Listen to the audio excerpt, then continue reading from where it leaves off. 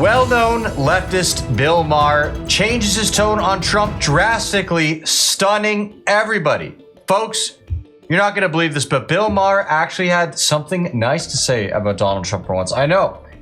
TDS Bill is possibly turning a new leaf. It is crazy. I couldn't believe it, and neither will you. So we're going to get right into it. It's going to be a lot of fun. But first, do me a huge favor here. Like our video and share it around so we can keep bringing you all this great, hard-hitting content. And as always, Patriots, I'm your host, Darian, and this is Resist the Mainstream. There's a couple of times when, look, I've been his biggest critic for good reason. And when he got reelected, I said, I'm not going to pre-hate anything. And then the first week I said, well, there's lots of things I hate because I do. Okay, there's some things I don't hate also, but the way he can do that and sometimes kind of make me go, oh man, I got to give it up. Like when he did that thing where the guy came in from the Taliban and he said, this is an aerial picture of your house. If during our withdrawal, one American is hurt, just know I know where you live. I was like, oh, can we just play the music now? Because I don't care. It's Donald Trump and he's the worst person ever, blah, blah, blah. I love that. Mm-hmm. One time they were doing something was going on with, and he said, you know what? When you come after New York, you got to go through me. It's like, oh, hometown boy. You know, he has those moments that no other politician has. And the Democrats have to find that guy. They need a message, and then you find, you find the messenger. No, but that's how it works for Trump. That's the worst thing. The Democrats always say, message, here a message. Yeah, first of all, they did, and they don't like it. Second of all, they don't give a shit. It's not about the message. Trump changes his message from day to day. Tariffs everywhere. Tariffs nowhere. Those are policy It doesn't decisions. matter. But they don't care about policy. They don't understand it. His message is, I'm me, I'm strong, and I'm daddy. You know, they're on this daddy thing, you know, and people want a daddy.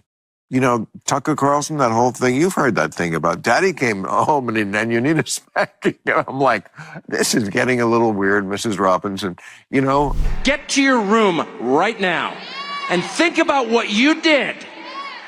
And when dad gets home, you know what he says? You've been a bad girl. You've been a bad little girl and you're getting a vigorous spanking right now. And no, it's not going to hurt me more than it hurts you. No, it's not. I'm not going to lie. This is going to hurt you a lot more than it hurts me. And you earned this. You're getting a vigorous spanking because you've been a bad girl. While I agree with Maher that the Tucker's daddy spanking comments were pretty hilarious, he is completely wrong about the message having changed, all right? At the end of the day, the core message of America First has remained steadfast and strong on Trump's campaign the whole time. Now, with that being said, there is room for debate on whether Trump has held the exact same policy vision the entire time, all right? For example, Trump back in 2016 was against legal immigration, at least mass legal immigration. Trump said we got to lower it, in addition to illegal, obviously. We all know that. Now, Trump has fully endorsed mass migration. In fact, he has said numerous times that we got to staple a green card to the diploma of every single person who graduates university. He also has seemingly been more hawkish on his foreign policy endeavors, namely what we're seeing with Yemen right now.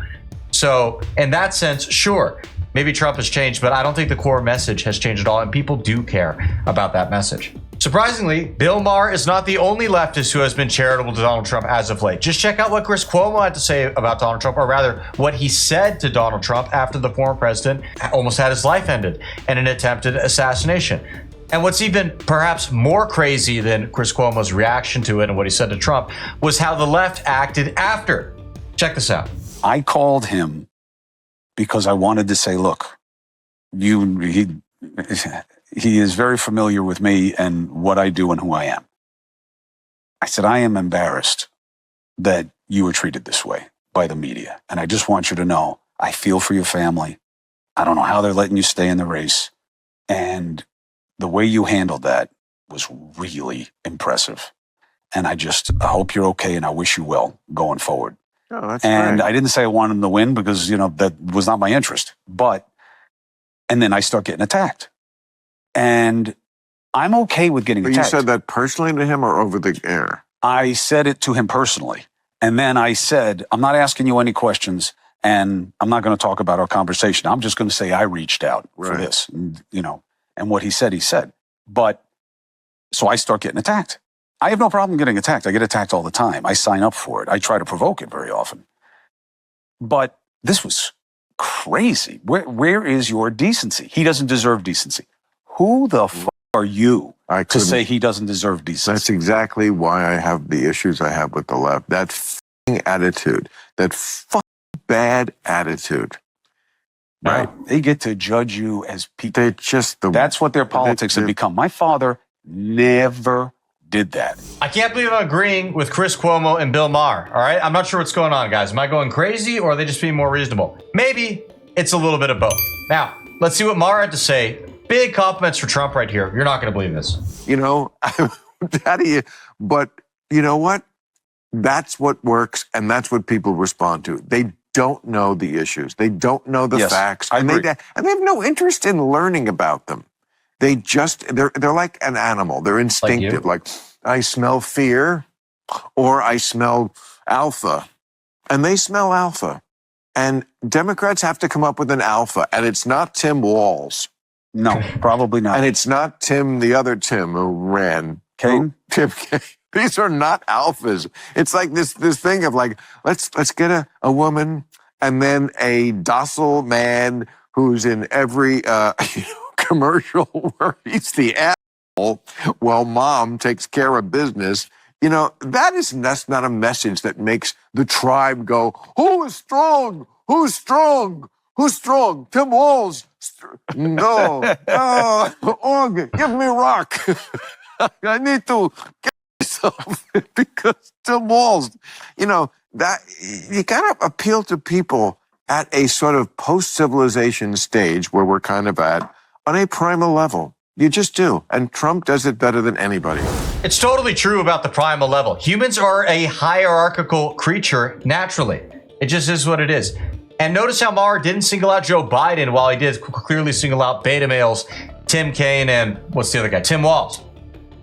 At the end of the day, there's a reason for this. Joe Biden, like him or not, he exudes an alpha energy. Yes, I know. Even with how senile, how ridiculous he was, how dumb he could be throughout his presidency, he did not exude the image of a weakling, except for the fact that he was old and decrepit. But keep in mind, the guy's been in politics for 40 years. No, I think more than 40 years, a lot more than that, actually. Decades and decades and decades. And he wasn't that clueless the whole time. So just some interesting food for thought. Alpha males, very much needed if you want to succeed in politics. And just look, we still haven't had a president of the opposite sex yet. Just saying. With all that being said, everybody, thank you for tuning in.